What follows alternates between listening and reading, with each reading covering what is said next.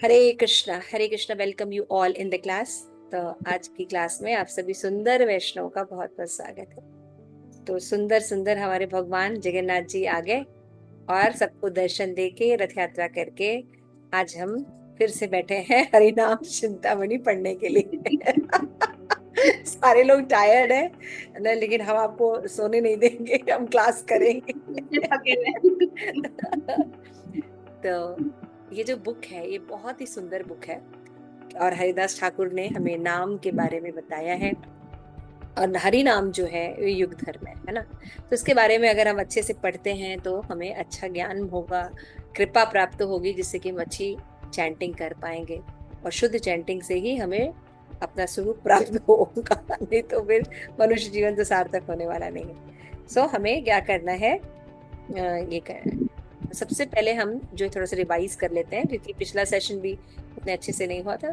तो इस श्रृंखला में हम पढ़ रहे हैं अध्याय 4, हरि नाम चिंतामणि। इसमें हम जो फोर्थ लेसन है, इसमें जो फर्स्ट नाम अपराध जो है उसके बारे में बताया गया है कि साधु की निंदा नहीं करनी चाहिए, साधु की निंदा करना अपराध होता है।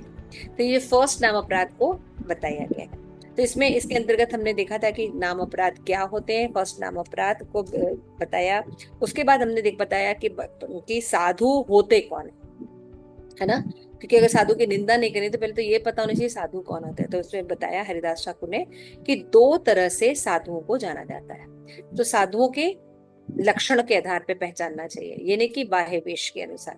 तो हमने देखा था स्वरूप लक्षण और तटस्थ लक्षण। उसमें देखा था कि तटस्थ लक्षण होता है कि जो निरंतर भगवान की शरणागति ग्रहण किया रहता है, सदैव नाम जाप में रहता है और हृदय से भगवान को अपना आश्रय स्वीकार करता है, वो ही साधु होता है। And that is the main गुण।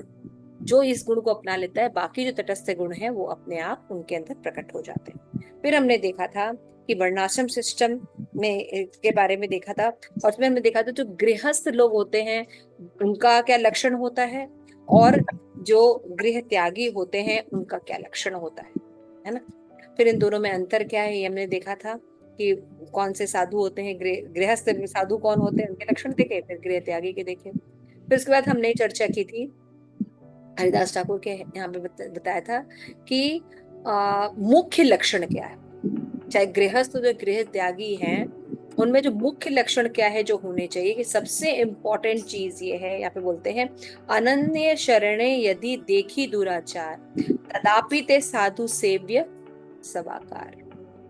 ये पॉइंट बहुत इंपॉर्टेंट है कि स्वरूप लक्षण तो यही है कि मतलब हम भगवान की शरणागति वाले भक्त को देखें, है ना। बाह्य वेश इतना इंपॉर्टेंट नहीं, लेकिन अगर कोई व्यक्ति, है ना, पूर्ण रूप से शरण ग्रहण किया है लेकिन किसी बुरे कार्य में प्रवृत्त हो गया है ना,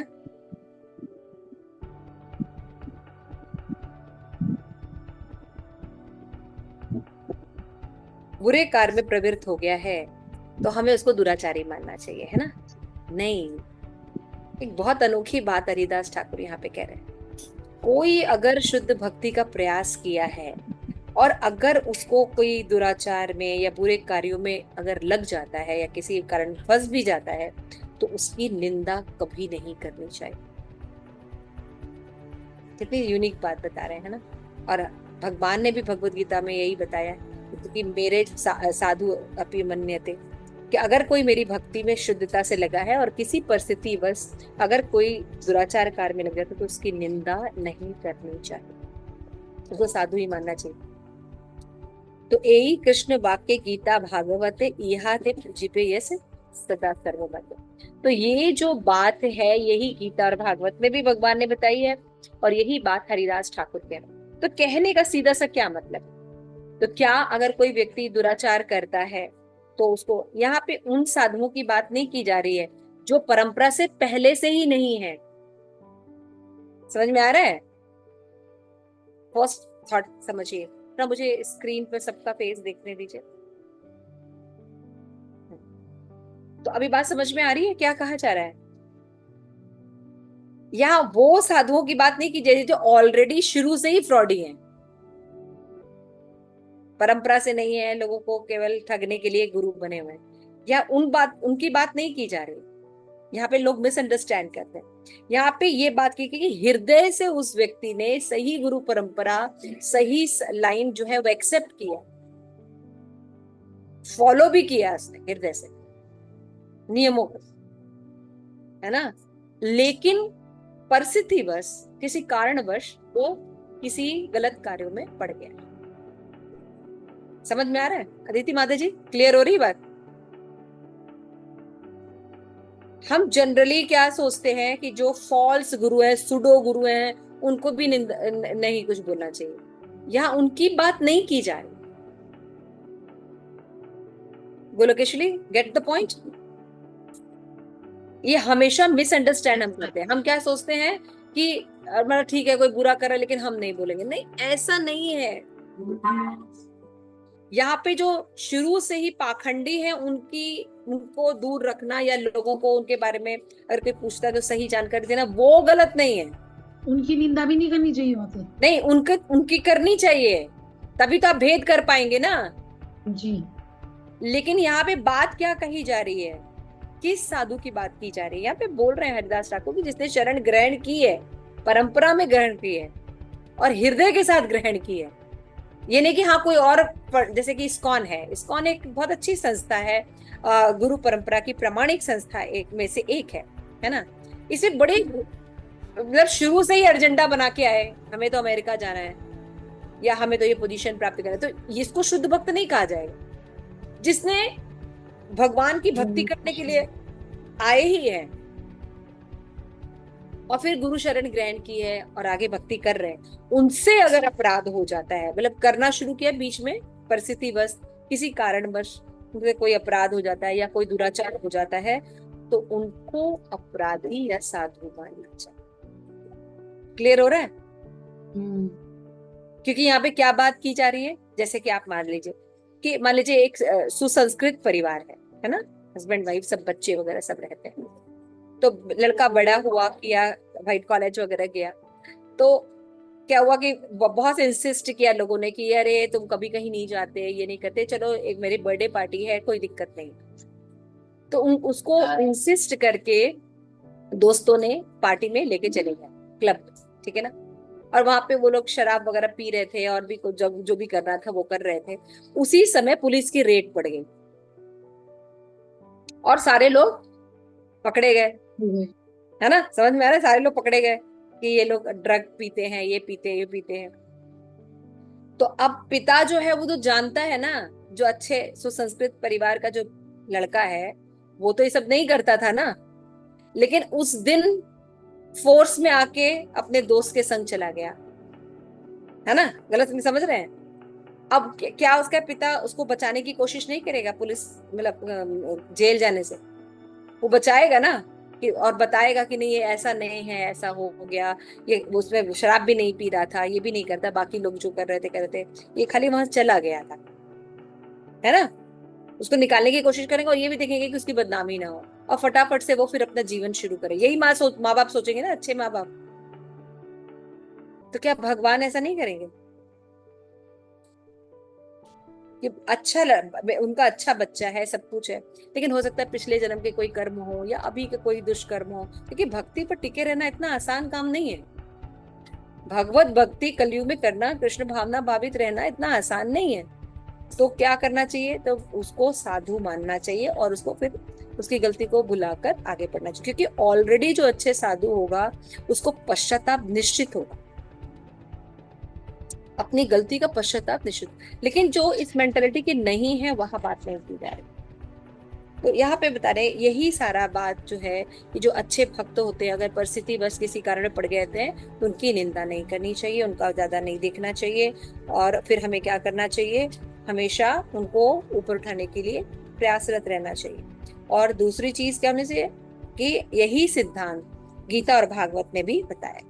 ये बहुत इंपॉर्टेंट चीज थी। और उसके बाद जो बात थी कि जब व्यक्ति पाप करता है तो पूर्व में कोई उसने अपराध किया, उसका आ जाने के कारण ऐसा हो जाता है, दुराचार हो जाता है, पाप में क्रियाएं आ जाती है। लेकिन जब पाप की गंध भी समाप्त हो जाती है भक्ति करते हुए, चेतो दर्पण मार्जनम हो जाता है, अनर्थ की निवृत्ति हो जाती है, निष्ठा भक्ति से व्यक्ति आगे बढ़ जाता है, रुचि में आ जाता है, आगे आता है। तो अब जो है धीरे धीरे जो है उसकी पाप की गंध भी समाप्त होने लगती है। तो जब भाव भक्ति पर आ जाता है, वहां पे आके जब वो प्रेमा अवस्था की ओर चला जाता है, तब वहां से उसका फॉल डाउन नहीं होता है। लेकिन भाव अवस्था तक फॉल डाउन हो जाए तो हो सकता है। समझ में आ रहा है?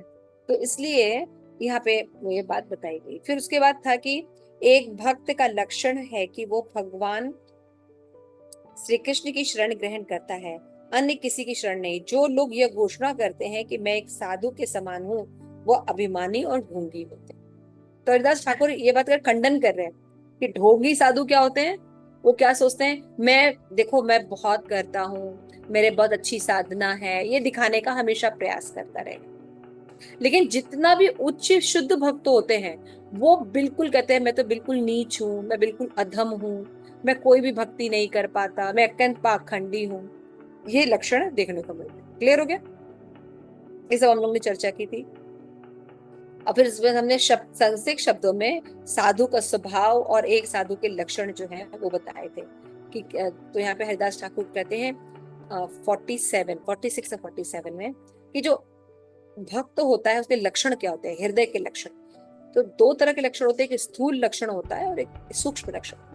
तो हृदय का कैसा लक्षण होता है, तृण है तहीन बलि आप न के जाने, सहिष्णु तरु न्याय आपके माने, निजे ते अपा अमानियार सकल मानद, तार मुखे कृष्ण नाम कृष्ण रति प्रद। नमो विष्णुपादाय कृष्ण प्रेष्ठाय भूतले श्रीमती भक्ति वेदांत स्वामी जी ने नमस्ते सारस्वती देवी गौरवाणी प्रचारिणे निर्विशेषवादी पाश्चात्य देशितारिणे।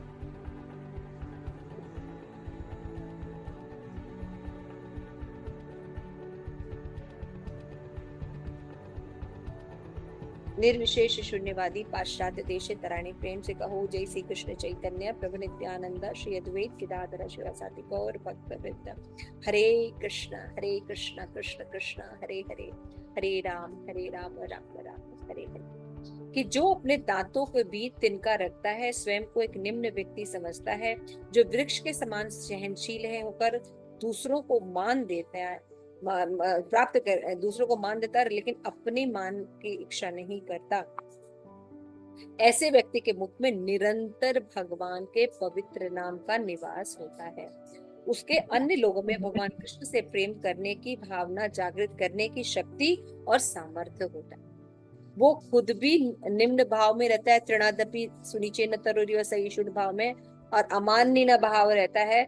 इसलिए वो निरंतर कृष्ण का नाम जप कर सकता है, और उसके शुद्ध नाम के कारण और लोग भी उससे इंस्पायर हो सकते हैं, और दूसरों को शक्ति भी प्रदान कर सकता है कि वो भी हरि नाम को अपना ले अपने जीवन। तो पवित्र भगवान नाम के प्रति समर्पित व्यक्ति ही वैष्णव है।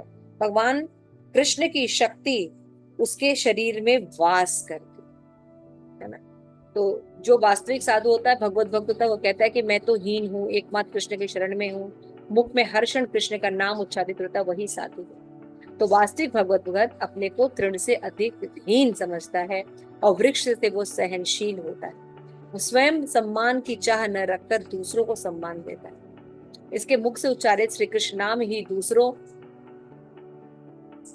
को हृदय में कृष्ण प्रेम प्रकाशित कर सकते। ठीक है ना।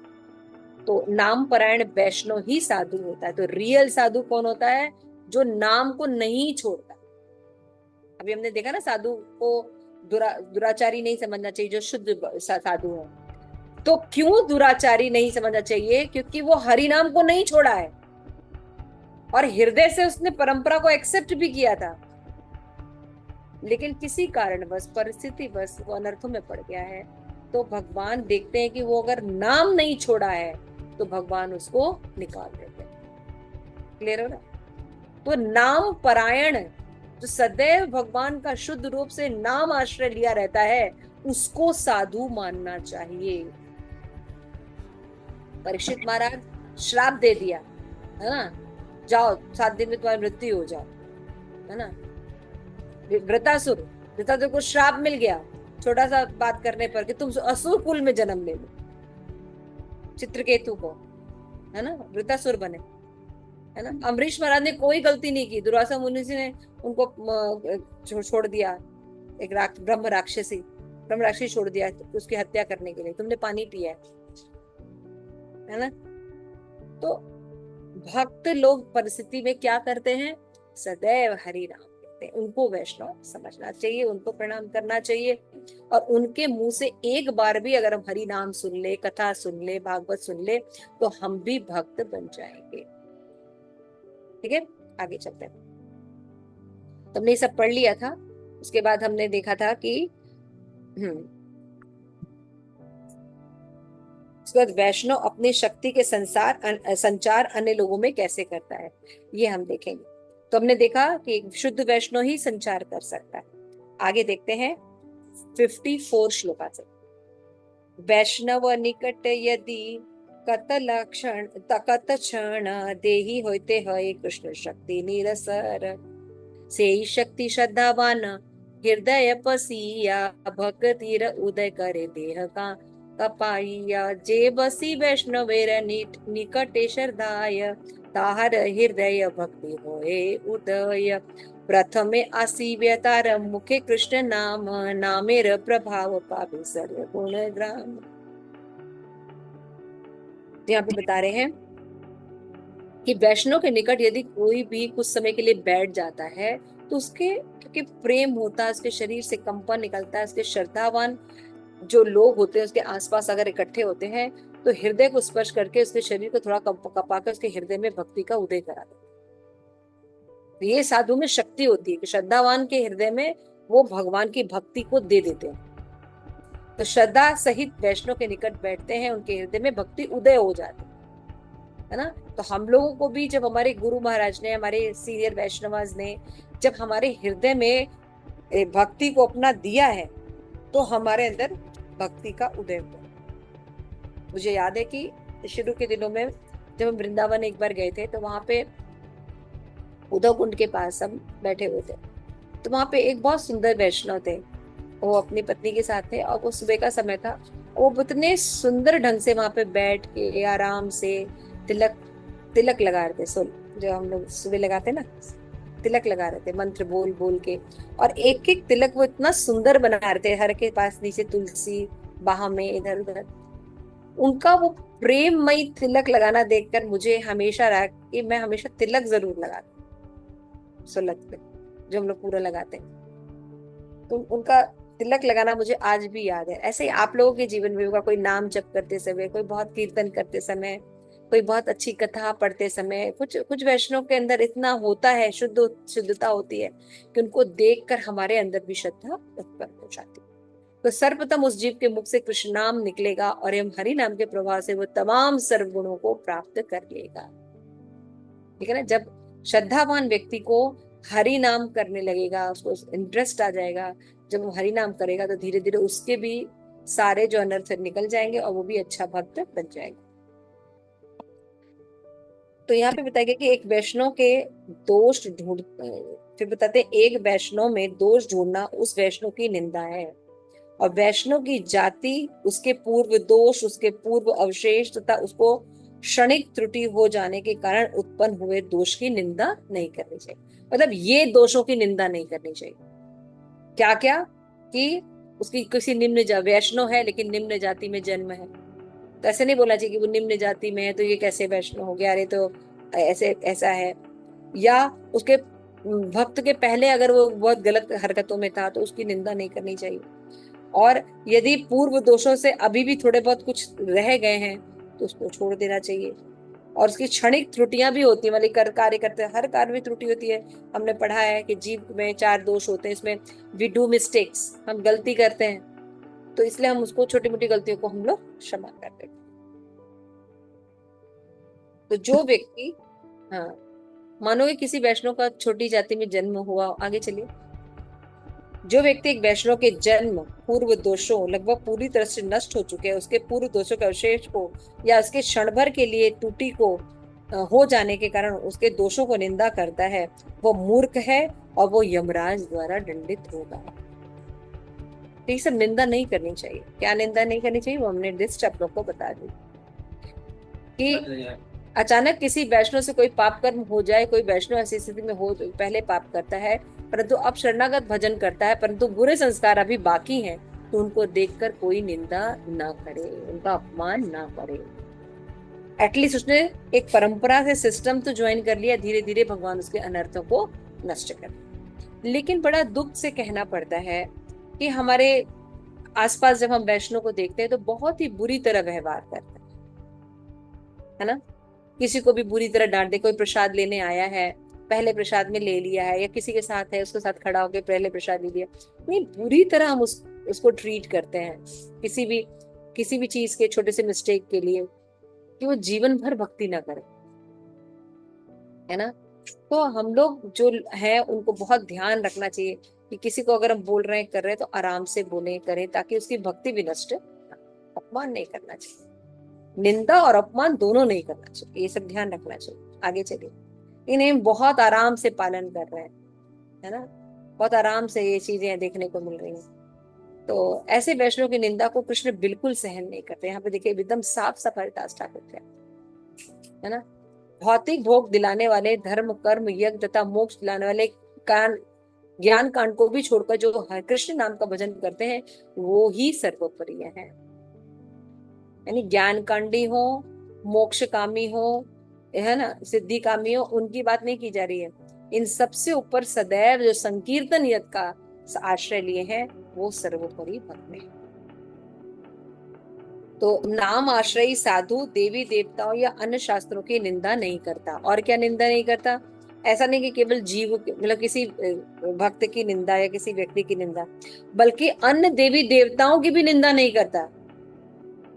ये बहुत इंपॉर्टेंट चीज है। देखिए, तो हमें कहाँ कहाँ नहीं निंदा करनी है, लिस्ट बना रहे हैं ना आप लोग।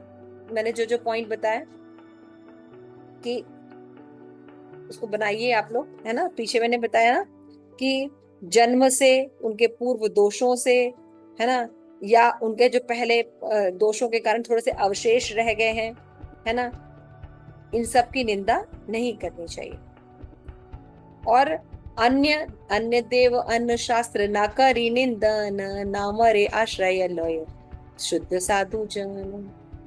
जैसे कोई कहे अरे फला में तो ये लिखा हुआ है, दिमाग ये इसमें तो ये लिखा हुआ है। नहीं, हर शास्त्र का एक मतलब है, हर शास्त्र को देने के पीछे मेंटलिटी है भगवान की, क्योंकि लोग जितना समझ सकते थे उतना वर्णन किया है। जैसे हिंदू धर्म के अलावा और भी बहुत से जो रिलीजन है ना, पंथ हैं, उनमें भी कुरान है ना, बाइबल है। तो इनमें उन लोगों के जो संस्कार है, उन लोगों की जो स्तर है उसके हिसाब से प्रचार किया गया, है ना।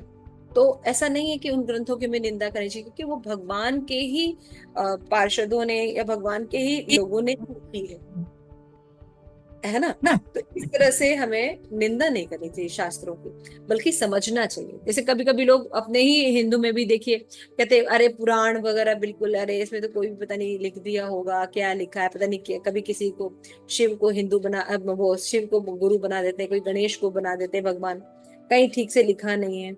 नहीं, ऐसी बात नहीं है। कभी कभी भगवान उन लोगों को भी मौका देते हैं जो क्रम से भक्ति करके ऊपर की ओर आ रहे हैं, है ना। तो वो सकाम कर्मी है, धीरे धीरे आगे प्रोग्रेस करेंगे, इसलिए उनको ऐसे ग्रंथ दिए गए। क्योंकि प्रकृति के गुण के अनुसार रजोगुण तमोगुण सतोगुण 3 प्रकार के लोग होते हैं, है ना। और कलयुग में ज्यादातर तमोगुणी लोग होते हैं, तो इतनी जल्दी कृष्ण भक्ति को नहीं समझ पाए, तो उनको ऐसे शास्त्र दिए जाते हैं ताकि वो थोड़े से अथॉरिटी को एक्सेप्ट करें, फिर धीरे धीरे उनका प्रोग्रेस होता है। तो इसलिए हमें अन्य शास्त्रों की निंदा नहीं करनी चाहिए। और देवी देवताओं को हम जानना चाहिए कि देवी देवता है वो भगवान के प्रतिनिधि है ना। और प्रतिनिधियों की निंदा नहीं करनी चाहिए, पर उनको पोजीशन उनकी सही। जैसे कभी कभी कई भक्त होते हैं तो वो ठीक से अभी इस्कॉन नहीं ज्वाइन करते हैं, तो नॉर्मल परिवार में रहते हैं, तो कई लोग बोलते हैं माता जी हमारे पास तो बहुत से देवी देवता हैं और कृष्ण भी उनमें से बीच में बैठे हुए हैं, तो क्या करना चाहिए।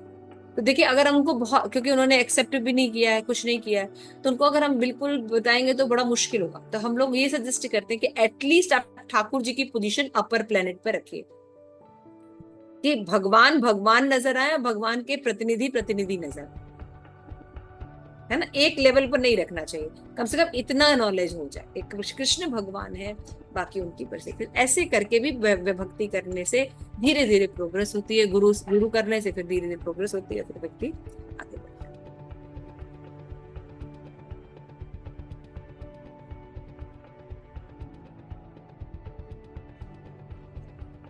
ठीक है। तो देवी देवताओं की आपने कहा एकमात्र श्री कृष्ण का नाम लेते हैं। हरिदास ठाकुर जी कहते हैं कि हे प्रभु, ऐसे हरि नाम का आश्रय लेने वाले साधु चाहे गृहस्थ हो, सन्यासी हो, उनके चरणों की धूलि को पाने का मैं हमेशा प्रयास करता, है ना। तो जो लोग निंदा नहीं करते, समझते हैं पोजीशन को, है ना, और प्रयोजन को भी समझते हैं कि किस लिए ये शास्त्र लिखे गए हैं, ये देवी देवताओं का क्या प्रयोजन है, तो उसकी वो निंदा नहीं करते। तो हरिदास ठाकुर कह रहे हैं जो ऐसे भक्त होते हैं उनके हम चरणों को प्रणाम करते हैं, हरिदास ठाकुर। क्योंकि जब हम किसी से प्रेम करते हैं तो खाली उस व्यक्ति से प्रेम नहीं करते, उसकी सभी पैराफेनेलिया से भी हम प्रेम करते हैं, है ना। ऐसा है, आप लोग क्या कहते हैं, बताइए कोई। ऐतियों की सेवा माता जी,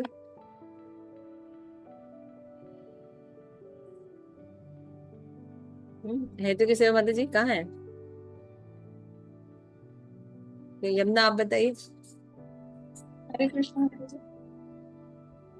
यस बताइए, ऐसा है कि नहीं। माता जी प्रश्न एक बार। कि अगर हम किसी से प्रेम करते हैं तो ऐसा नहीं कि खाली उससे प्रेम करते हैं, बल्कि उसके पैराफिनेलिया, यस उसके यस चीजों से माता भी जी। प्रेम करते हैं, जी माता जी। है ना। तो ऐसा नहीं कि हम भगवान से प्रेम करेंगे बाकी सबको छोड़ दें, जी है ना। माता जी। जी भगवान के जो प्रतिनिधि हैं, भगवान के जो दास लोग हैं, उनको भी हम रिस्पेक्ट देते हैं, उचित आदर देते हैं, है ना। तो ऐसे लोगों को कह रहे हैं, ऐसे जो समझदार भक्त होते हैं, या फिर हरिदास ठाकुर कहते हैं चाहे वो गृहस्थ हो या सन्यासी, वो हमेशा वंदनीय है। मेरा तो ये अनुभव है कि जिनकी हरिनाम में रुचि है वो उतना ही बड़ा वैष्णव आगे चल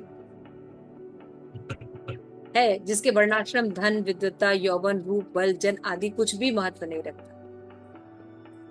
अगर मान लो इन सब आइडिया को समझता है, सदैव हरिनाम जपता है, तो वो भक्त कैसा भी हो, किसी भी वर्ण का हो, विद्वान हो कि ना हो, यौवन हो ना हो, बल हो ना हो, लेकिन इसका महत्व नहीं रखता, इसलिए उसे हरिनाम का आश्रय। आप समझ रहे हैं।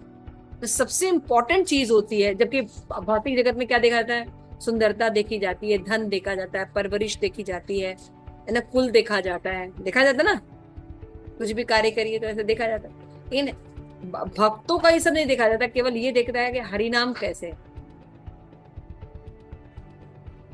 है ना।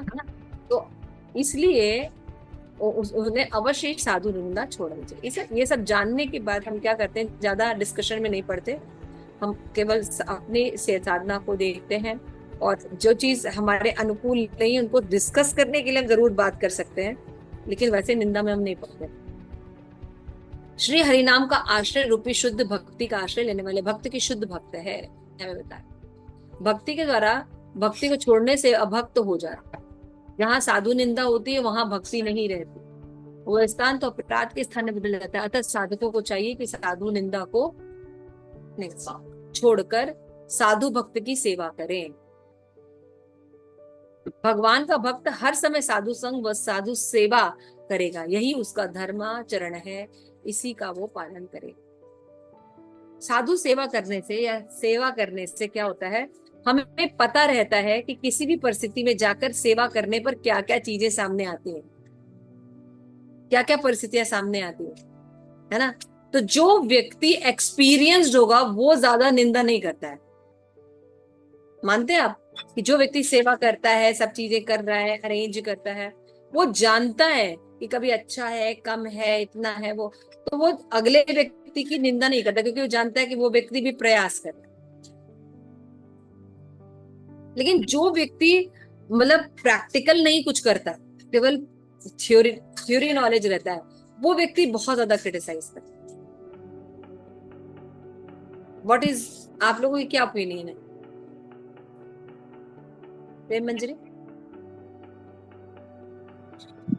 माता जी जब तक आप बुक्स पढ़ रहे हैं, शास्त्र पढ़ रहे हैं, है ना, लेकिन आप संग नहीं ले रहे हैं, कोई सेवा नहीं कर रहे, तो आपको पता नहीं चलेगा कि ये प्रैक्टिकल में कैसा होता है। हाँ आप कैसे आप टॉलरेट करोगे, कैसे आप बिहेव करोगे, जब तक आप संग में नहीं हो आप इसे सीख नहीं सकते। ज्ञान ले सकते हो लेकिन विज्ञान नहीं कर सकते, तो संग इसलिए बहुत निंदा जरूरी नहीं है। करेंगे हम, हाँ, इसीलिए निंदा अगले नहीं की करेंगे। निंदा नहीं करेंगे। हम देखेंगे कि ये स्पॉट है, यहाँ पे ये प्रॉब्लम है, लेकिन कम से कम कहोगे कम से कम इतना तो आया, आप यहाँ ये देखोगे। हाँ, इतना तो है, राइट, क्योंकि ऐसा होता है। कहना कहना आसान होता है, लेकिन जब सिचुएशन आती है ना तो अपने निकल जाता है। तो फिर हम सीखते हैं, पहले थॉट में आएगा, दूसरे में आएगा, फिर हम नहीं करेंगे। तो फिर यहाँ पे बता रहे हैं इस तरह से हम धीरे धीरे निंदा, जब हमारी अंडरस्टैंडिंग ब्रॉडर होती है तो हम धीरे धीरे निंदा कम करते हैं। तो असत्संग दो प्रकार का होता है, यहाँ पे बता रहे हैं, है ना।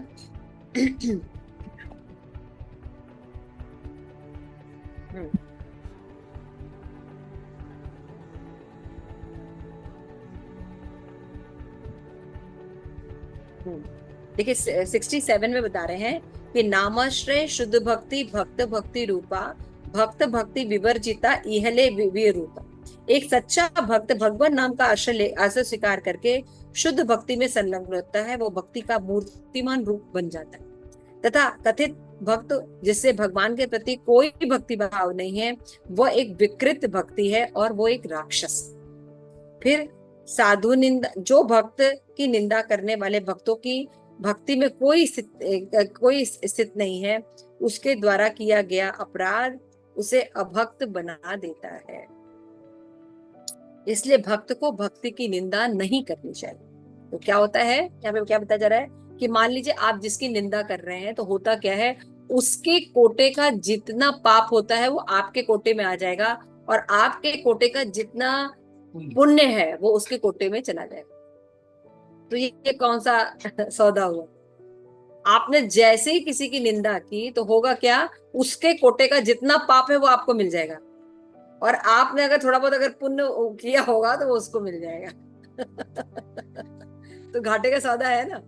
तो ये सब चीजें जानकर जीव को क्या करना चाहिए, समझना चाहिए कि वो निंदा में न पड़े। लेकिन बहुत मुश्किल होता है, बहुत मुश्किल होता है। तो सबसे पहली चीज, जैसे जब हम साधना शीट भरते हैं, इसमें एक लाइन कर लें, साधु निंदा छाड़ी भक्त साधु भक्त करे, साधु संग साधु सेवा यही धर्माचर्य।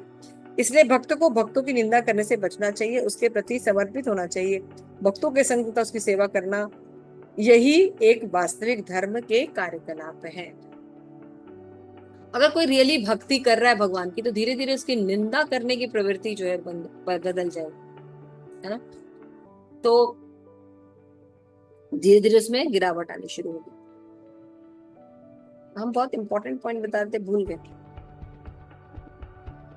तो भक्त जो है वो निंदा से बचता है, यहाँ पे ये बात बताई जाए। तो निंदा करने वाला जो व्यक्ति होता है वो सदैव अगले व्यक्ति के सारे पाप को ले लेता है, और हम यही कर रहे हैं, हम सब यही कर रहे हैं, है ना।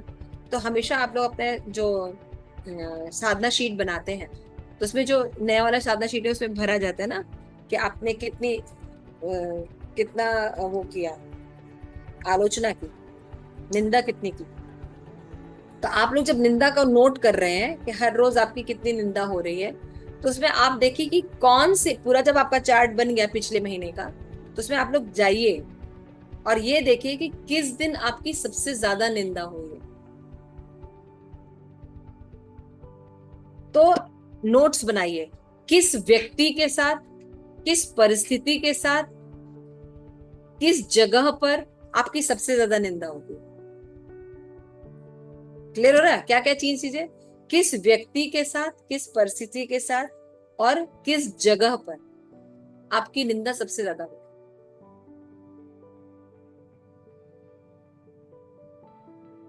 तो उसको रिकॉग्नाइज कीजिए। तो आप देखेंगे कि जब हम कभी कंफर्ट जोन में आकर अपने ग्रुप में आते हैं या अपने परिवारजनों के बीच में आते हैं, तो हम खुला बात करते हैं, निंदा करते हैं। आप लोगों के साथ ऐसा होता है, मेरे साथ ऐसा होता है। जैसे whenever we sit with our family members और विथ अवर फ्रेंड सर्कल, तो वहां हम खुली बात करते हैं, और हम ये सोचते हैं हमारा वे ही हाईवे है, अगले का हम कोई पर्सपेक्टिव नहीं देखते। और यदि कर भी रहा है तो उसमें, हाँ, उसमें ये देखना चाहिए कि हम बचने के चांसेस ज्यादा देखें, या हमारा डिस्कशन जो है वो हेल्दी डिस्कशन है, समझने के लिए है कि व्हाट शुड वी डू, या कभी कोई बात होती तो हम केवल कहने के लिए करते हैं, कंसर्न के लिए कहते हैं कि ऐसा है। तो ये सब देखना पड़ेगा। उसके बाद आप अपने काउंसलर के साथ बैठ के कीजिए कि देखिए इस व्यक्ति के साथ इस परिस्थिति में या इस जगह पे मेरी निंदा ज्यादा हो, तो मैं सोच रहा हूँ कि मैं सोच रही हूँ कि कैसे हम इनको दूर करेंगे। तो 5 कारण लिखिए कि हम कैसे इसको रिमूव कर सकते हैं, क्या चीजें हम अपनाएं प्रैक्टिकल जिससे कि हमारी ये चीजें रिमूव। और जब आप अपनी चीजें ऐसे करके बातचीत करेंगे तो जो आपके सीनियर वैष्णव हैं, काउंसलर है, वो आपकी मदद करेंगे आपको और राय देने में और अपना डिसीजन बताने में, जिससे कि आप धीरे धीरे अगर उसको प्रैक्टिस करेंगे आप देखेंगे कि आप इम्प्रूव करना शुरू कर जाएंगे। तो क्या हो जाता है, अब इकट्ठे तो कोई चीज शुरू नहीं, मान लीजिए कि किसी व्यक्ति के पास जाकर हमारी निंदा जाती है, जैसे मैंने बताया कि कंफर्ट जोन में जब हम आते हैं, अपने ग्रुप में आते हैं या अपनी चीजों में आते हैं, तो हम अपने आप को सही साबित करते हैं हर तरह से और अगले को गलत बताते हैं। और उसमें एक व्यक्ति भी ऐसा नहीं होता जो जेन्युइन बात करे। क्लियर हो रहा है? तो क्या करेंगे फिर, हम कभी भी सीख नहीं पाएंगे।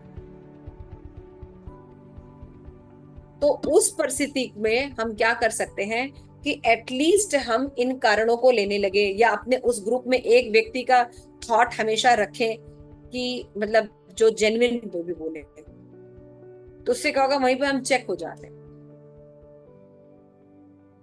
क्लियर हो रहा है? या निंदा के करने के जो परिणाम हैं उनके बारे में सोचें तो भी चेक हो जाते हैं।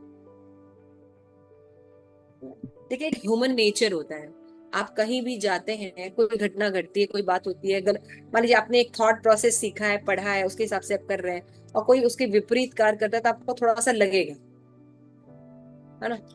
तो जब आपको कहीं हृदय में लगेगा तो आपको हमेशा ऐसे व्यक्ति से डिस्कस करना चाहिए जो आपसे ऊपर हो। कभी भी मैटर को अपने बराबर वाले या अपने फैमिली मेंबर से डिस्कस नहीं करना चाहिए। ऊपर वाले से करने पर आपको क्या होगा, वो आपको और वेज बताएंगे जो आप नहीं देख कर रहे, इससे आपको हेल्प मिलेगी उस चीजों को समझने के लिए। या सचमुच भी वो व्यक्ति अगर गलत भी है, क्योंकि हर व्यक्ति सही भी नहीं होगा, तो उस पाखंड से आप कैसे निपटे रादर देन क्रिटिसाइजिंग, वो आपको हेल्प करे।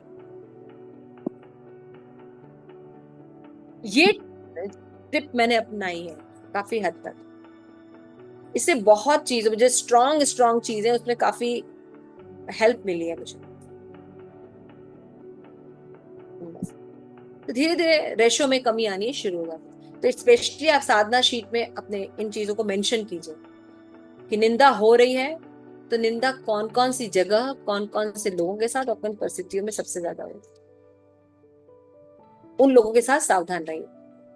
जैसे अपने मैंने बताया, जैसे कंफर्ट जोन में आते हैं, अपने फैमिली मेंबर के साथ बैठते हैं, जैसे कई होता है ना परिवार में ही, जैसे पति पत्नी है, अब है किसी की आदत ही है करने की, तो वहां पे तुरंत ना सावधान हो जाना चाहिए, ज्यादा रिएक्ट नहीं करना चाहिए। बात सुन लीजिए और उसको भगवान को कहिए, I am not taking all this things because I don't do anything, तो I have to listen, but I am not taking anything. स्वस्थ मानसिकता वालों से दोस्ती करनी चाहिए, है ना? तो एक मेंटेलिटी होती है, कहाँ एक बहुत से पर्सनालिटी ऐसी होती है, कहीं जाते हैं ना तो वहां की क्या ड्रॉबैक है वही दिखाई देता है उनको, है ना?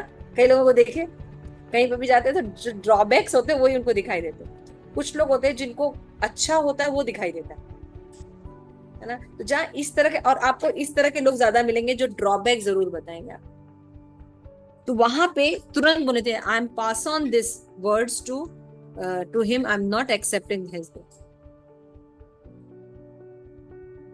तो आप मन से बोल देते, मैं इनके शब्दों को स्वीकार नहीं कर रही हूँ, ये जो भी कह रहे हैं और मुझे कुछ नहीं मतलब है इससे, तुरंत। और हरे कृष्ण महामंत्र का मानसिक जाप करना है। तो ये करने से आपको कभी नहीं कोई रोका, तो इससे निंदा के प्रभाव से बचा जा सकता। तो परिस्थितियों को भी हम देख सकते हैं कि भाई इन परिस्थितियों में ज्यादा हो, तो उन परिस्थितियों में थोड़ा सा सावधान रहना चाहिए, देखना चाहिए क्या किया जा सकता है। तो इस तरह से आप निंदा से बच सकते हैं। और भी कई उपाय आ सकते हैं, तो आप लोग भी बता सकते हैं।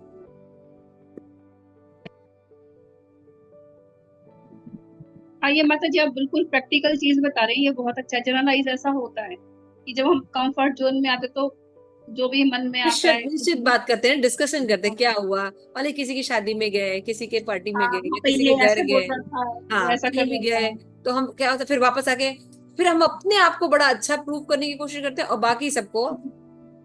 तो जहां ऐसी मेंटेलिटी हो तो समझ जाना चाहिए, और वो अपना पार्टनर भी हो सकते हैं, तो वहां पे हम अवॉइड कैसे करें। तो फिर अवॉइड करेंगे। अच्छा, कभी कभी होता है कि अगले व्यक्ति का दिमाग भी नहीं जाता है, लेकिन दूसरे का यही दिमाग जाता है, तो आप का दिमाग वैसे खराब होगा। तो सुनना नहीं चाहिए चाहिए, इसमें ये बोलना चाहिए सच्चिदानंद प्रभु ने यही कि सही मैं, तरीका है कि मैं उन वर्ड्स को पास ऑन हाँ कर रही हूँ और मैं बट उन्हीं पर पास ऑन कर रही हूँ, और I am not taking these things. Hare Krishna. यही सही तरीका है, क्योंकि आप सामने वाले को कुछ नहीं बोल सामने सकते, वाले को वो कुछ बोल नहीं रहा बोल सकते, तो इस तरह से आप निपट सकते हैं। क्योंकि अगर अवॉइडेबल है, जैसे दो फ्रेंड्स हैं या कुछ ऐसे रिलेशन वाले हैं, तो उनसे तो आप थोड़ा डिस्टेंस मेंटेन कर सकते हैं। लेकिन अगर घर पे ही है, अपना ही बेटा हो, अपनी बेटी हो, है ना, अपने ही अगर ज्वाइंट फैमिली में रह रहे हैं, तो चाचा चाची, अपने भाई बंधु, है ना, तो उनमें उनमें से हम कैसे बचें। तो नहीं पास कर तुरंत नहीं करना चाहिए, लेना नहीं चाहिए उनके शब्दों को। तो इस तरह से हम अवॉइड कर सकते हैं, इससे भी बहुत फर्क पड़ने लगता है। इस सच्चिदानंद प्रभु जी ने ये सब टिप्स बताई थी, तो मुझे बहुत फर्क पड़ा था इन सब माता जी जब एक साथ कुकिंग करते हैं ना, या एक साथ हम सेवा करते हैं, तो कभी हाँ कभी क्या किसी को गलत फहमी होती है किसी के हाँ उसमें, हाँ ना, तो हाँ उसको समझा जाए। तो उसको हम ये बता सकते हैं, तुम क्लास सुनो, क्लास नहीं सुनते ना, तो उससे भी क्या गलत गलत बातें आती, मैं सब कुछ हूँ, मेरा हाँ ही हाँ सब कुछ है। तो उनको क्लास के माध्यम से सुनना चाहिए, क्लास नहीं, जो हाँ क्लास नहीं सुनते हैं ना, उससे भी बहुत फर्क पड़ता है मतलब। बहुत फर्क पड़ता है, क्योंकि सुनते रहने से क्या होता है ना, इसीलिए तो बोलते हैं प्रभुपाद की बुक्स पढ़ते रहना चाहिए। तो उससे क्या होता है ना, बार बार वो चीजें हैमर करती हैं, बार बार वो चीजें हैमर करती हैं। तो क्या होता है कि हम ध्यान रखते हैं, थोड़ा ध्यान रखना शुरू करते हैं कि नहीं, ये बहुत बड़ी चीज है, अगर हम ये नहीं सुधारेंगे तो हमको भगवान का प्रेम तो नहीं मिलने वाला, यहीं घूमते रहेंगे हम सहजिया भक्त बने रहेंगे। हमें सहजिया नहीं बनना, हमें शुद्ध भक्त बनना है। इतना कुछ मिलने पर भी हम प्रयास नहीं कर रहे हैं। प्रभुपाद मिले हैं हमें, प्रभुपाद के ग्रंथ मिले, इतना अच्छा हमको मंदिर मिल गया, उसके बाद भी हम प्रयास नहीं करें। कुछ हमारे फ्रेंड्स भी अच्छे मिल गए, तो हमें क्या करनी चाहिए, कोशिश करनी चाहिए, सब चीजें कोशिश करनी चाहिए। क्लियर हो गया? हाँ, तो आप लोग और बता सकते हैं, एक दो उपाय बता सकते हैं कि कैसे निंदा से बचा जा सकता है। सखी स्वरूपा क्या करती हो निंदा से बचने के लिए?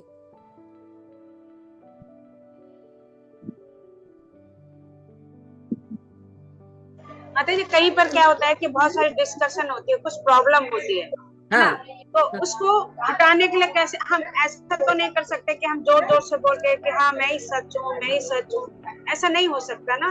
कभी कभी हमारे में भी गलतियां हो सकती है ना। हाँ हाँ बिल्कुल, हमारे में ही गलतियां होती।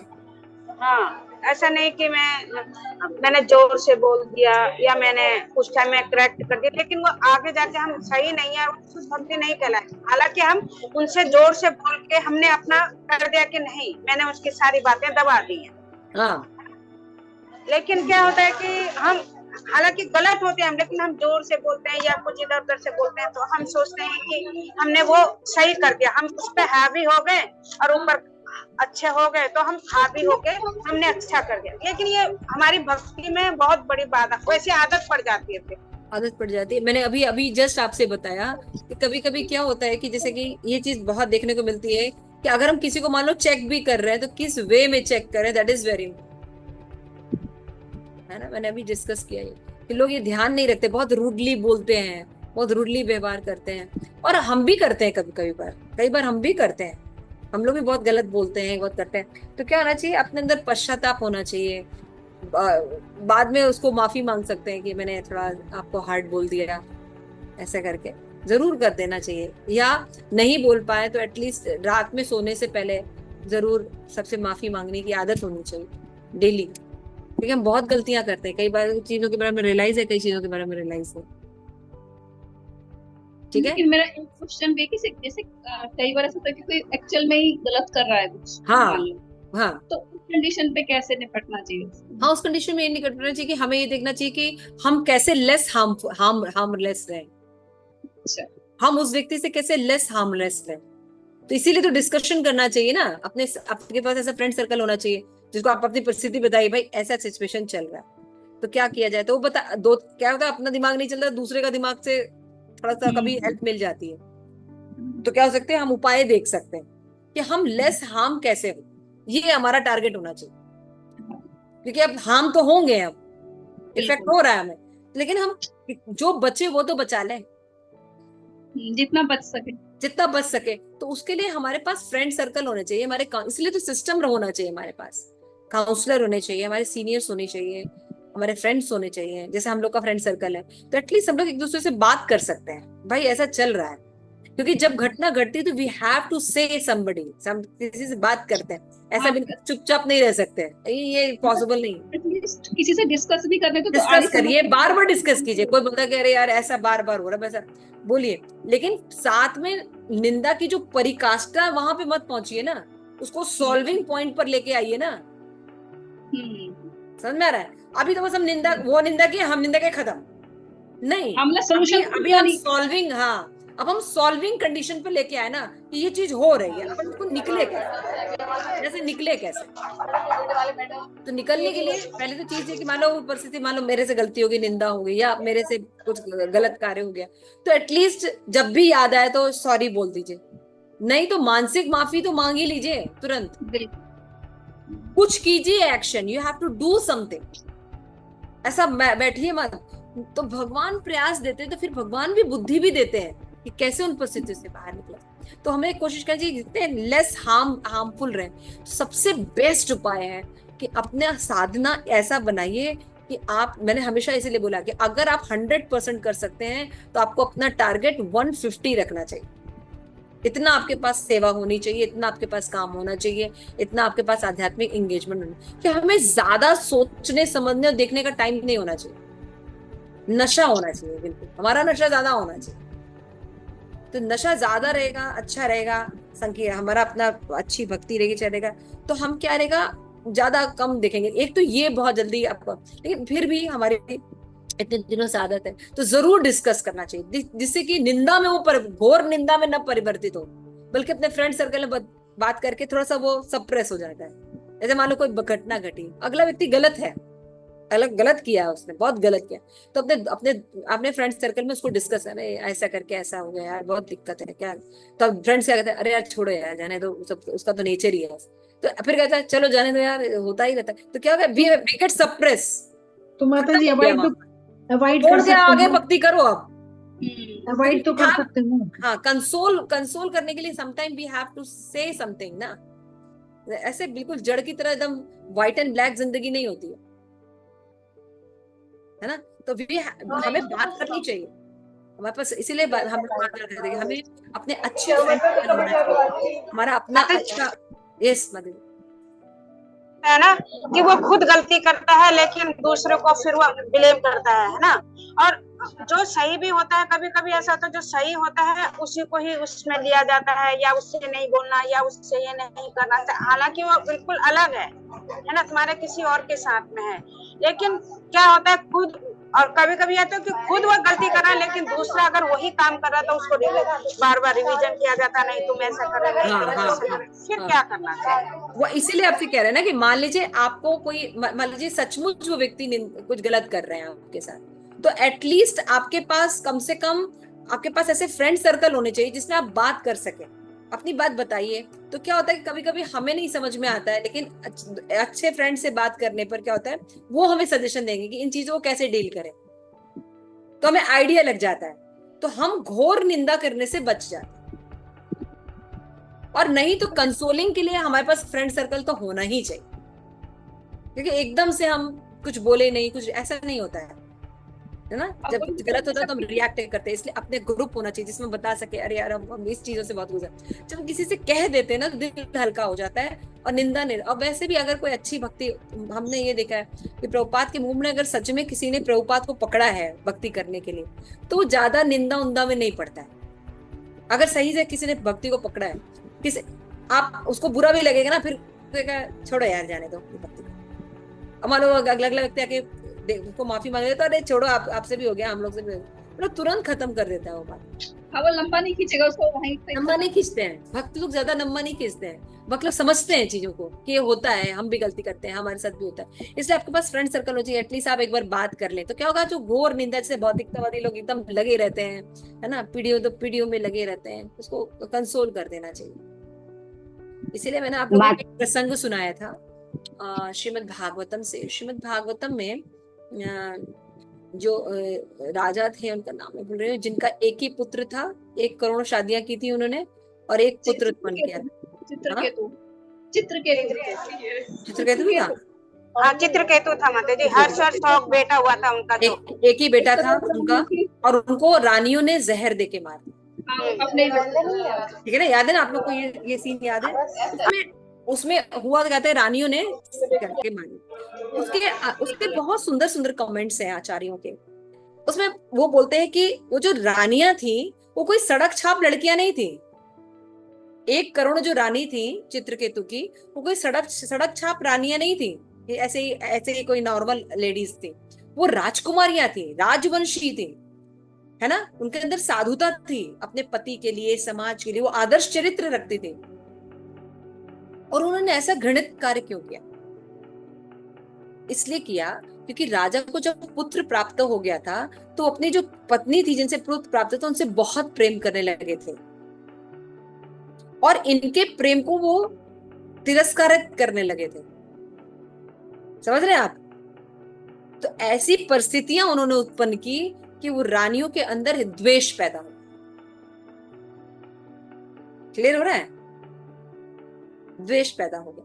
तो क्या हो गया, उन रानी ने कहां तक निंदा का कहां तक गया कि वो लड़के को ही मार दिया, जबकि वो एक ही वंश का बच्चा था, है ना। और दूसरी तरफ अगर आप देखिए तो जैसे ऋषभ देव है, तो ऋषभ देव ने अपनी वाणी से अपने पुत्रों को कहा तप तपो ही दिव्यम, है ना। पूरा राज्य करने से पहले ऋषभ देव ने पूरे भाषण दिया है, पूरा बताया है कि कैसे जीवन होना चाहिए, है ना। उसका नतीजा क्या हुआ कि उनके सारे जो पुत्र थे वो भगवान के भक्त बने। तो परिस्थितियां बहुत इंपॉर्टेंट थी। कई बार हम लोग भी नेगेटिव सिचुएशन में इतना नेगेटिव रहते हैं लगातार कि वो व्यक्ति और नेगेटिव हो जाता है, जबकि थोड़ा सा सामान्य व्यवहार भी किया जा सकता है जिससे कि उसकी कड़वाहट जो है वो निकल जाए। क्लियर हो रहा है? मेरी बात समझ में आ रही है आप लोगों को? वो रानियां कितना ईर्ष्या करने लगी कि उस लड़के को मार दिया। वो बहुत सुसंस्कृत राजकुमारियां थी। तो हम कभी कभी ऐसा करते हैं, किसी से द्वेष करते हैं, किसी से निंदा करते हैं, तो उसको और ज्यादा उससे बातचीत नहीं करते, विश नहीं करते, किसी को हरे कृष्णा नहीं बोलते। आप समझ रहे हैं? और नेगेटिविटी बढ़ती जाती। तो कभी कभी क्या होता है, जैसे कि मैंने एक टिप अपनाया है, पता नहीं आप लोगों को कितना पसंद आएगा।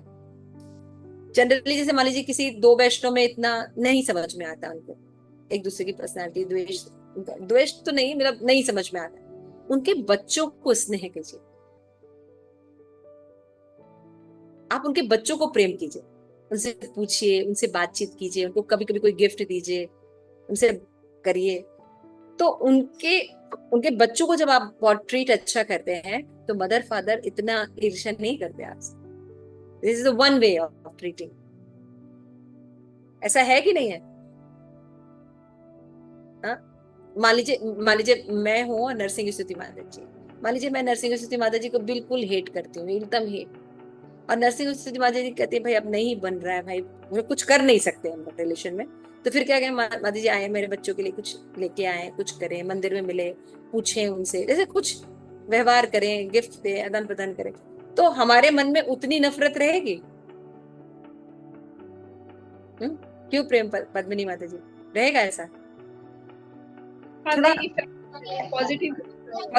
पॉजिटिविटी भी आएगी, मतलब इतना न बढ़ने दें जितना हो सके। तो ये एग्जाम्पल आप लोग हमेशा याद रखेगा चित्रकेतु महाराज का। उन्होंने ऐसा विवश किया उन रानियों को, इतना निग्लेक्ट किया, इतना तिरस्कार किया, कि वो सही होके, संस्कारी होके भी उन्होंने अपने पुत्र की हत्या कर दी। समझ में आ रहा है? तो कम से कम इस चीज को तो हम रोक सकते हैं ना। तो ये सब चीजें, तो निंदा, निंदा का ये सब बहुत एस्पेक्ट्स हैं, उनको समझा जा सकता है। प्रैक्टिकल भी चीजें देखी, और स्पेशली हमने बताया कि अपने साधना शीट में आप लोग जरूर मेंशन कीजिए जो निंदा वाला है उसको काउंट डाउन किया कीजिए, और 3 चीजों को चेक कीजिए। अपने काउंसलर से बात कीजिए। आप लोग कोई काउंसलिंग की बात नहीं करता, केवल काउंसलिंग क्लासेस चलती है। Nobody even ask about our sadhana. कोई कोई बात नहीं करता कि माता जी इस समय मेरी हीयरिंग, यहाँ पे मेरी हीयरिंग कम हुई, पिछले महीने या 2 महीने से मैं देख रही हूँ मेरी ये चीज दिक्कत हो रही है। कोई डिस्कशन नहीं, कोई डिस्कशन आप लोग नहीं करते। खैर मैं तो इतना हूं भी नहीं, इसलिए मैं कभी कभी सोचती हूँ तो मुझे बहुत तकलीफ होती है। मुझे लगता है कि ठीक है, मैं तो इतना हूं भी नहीं कोई कि मुझसे कोई सलाह ले। लेकिन मैं आप लोगों के पॉइंट ऑफ व्यू, कितना गलत पॉइंट ऑफ व्यू है आप लोग। कितनी साधना शीट आप लोग मेंटेन नहीं करते, मेंटेन करते हैं कभी कोई डिस्कशन नहीं करते। मैंने इतना राउंड कर लिया, what you are talking about. किसी एक पहलू पे तो कभी डिस्कशन कीजिए। तो डिस्कशन कब करेंगे? जब आपका हैंड वर्क रहेगा। पहले निंदा पर, उठने पर, कोई भी टॉपिक ले लीजिए, छोटी छोटी चीजें, हियरिंग है, रीडिंग है, इसमें छोटे टॉपिक लगे कि इस हफ्ते ऐसा हुआ, तो फिर उसको चेक कीजिए हमेशा कि किस जगह, किस व्यक्ति के साथ, किस परिस्थिति में कम हो। ये लिखना चाहिए हमेशा। फिर उन परिस्थितियों को आप चेक कीजिए, कैसे खुद से अपने बनाइए कि कैसे हम इनको रिड्यूस कर सकते हैं। तो अब अगले मंथ में हम ये चीजें करेंगे, करके देखिए होता है कि नहीं। इस बार हेल्प लीजिए। ऐसा नहीं कि दिन भर काउंसलर को पकड़े रहिए, लेकिन एटलीस्ट आप लोग के वर्क होने चाहिए सब चीज।